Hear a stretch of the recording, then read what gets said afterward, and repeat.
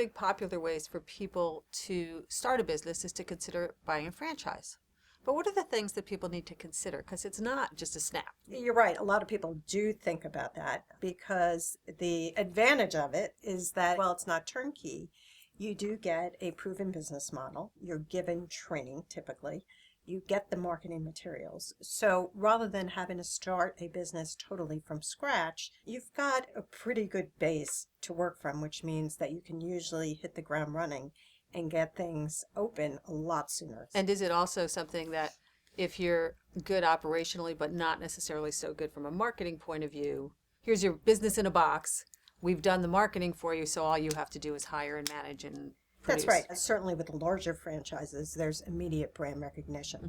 Not so true with the smaller franchises. And I think that's a point that people need to think about is that franchises these days, it's not just McDonald's and Dunkin' Donuts. There are franchises that you can buy for less than $10,000. And they really run everything from places where you can go and have a glass of wine and paint to pet supply franchises to cleaning franchises, all different types of things.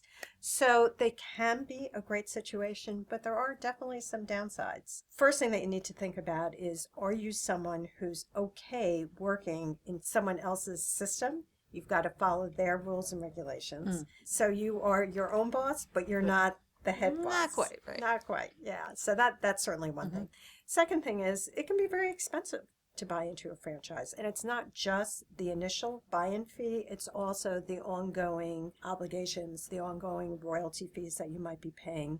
So it's a very serious financial decision. I'll call it an average number. You said that some of them are as little as $10,000. If you buy a McDonald's, it's probably well into the six figures or more. Absolutely. Yeah. So is there some median or range of budgeting that people should think about before they consider buying a franchise? Not really. I mean, they really do range from $5,000 to hundreds of thousands of dollars. And so it really pays to investigate the options before you decide on a franchise.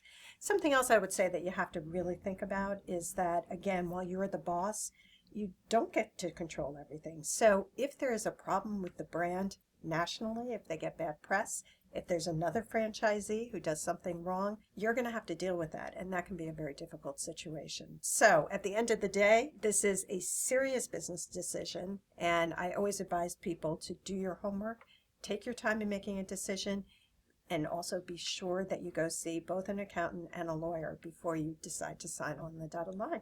Are there any best resources, either books in particular that you're aware of, or franchise websites or brokers that we can guide people to? I happen to love Entrepreneur Magazine. If you go to entrepreneur.com online, they have lots of information about franchises, and you can filter the search a number of different ways. And then when you find some that look interesting to you, do your homework. Call up some of the other franchisees and ask them about their experience. So this is one area where you really, really want to take the time before you make a decision.